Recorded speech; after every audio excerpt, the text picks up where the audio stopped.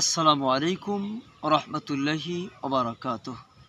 প্রিয় ভাই বন্ধুগণ, কিয়ামতের দিন যে ব্যক্তি রসুল সাল্লাল্লাহু আলাইহি সাল্লামের শাফায়াত দ্বারা সবচেয়ে বেশি উপকৃত হবে, এ সম্পর্কে হাদিস মুসনাদে আহমদের মধ্যে বর্ণিত হয়েছে।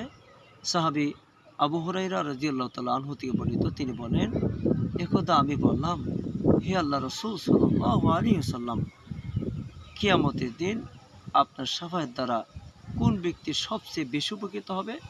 অতঃপর রাসূল সাল্লাল্লাহু আলাইহি সাল্লাম বললেন, আমার শাফায়াত দ্বারা সবচেয়ে বেশি উপকৃত হবে ওই ভাগ্যবান ব্যক্তি যে অন্তরের ইখলাসের সাথে লা ইলাহা ইল্লাল্লাহ বলবে। সুবহানাল্লাহি ওয়া বিহামদিহি। প্রিয় ভাই বন্ধুগণ, আল্লাহ তাআলা আমাদের সবাইকে অন্তরের ইখলাসের সাথে বেশি বেশি লা ইলাহা ইল্লাল্লাহ বলার তৌফিক দান করেন। আল্লাহুম্মা আমিন।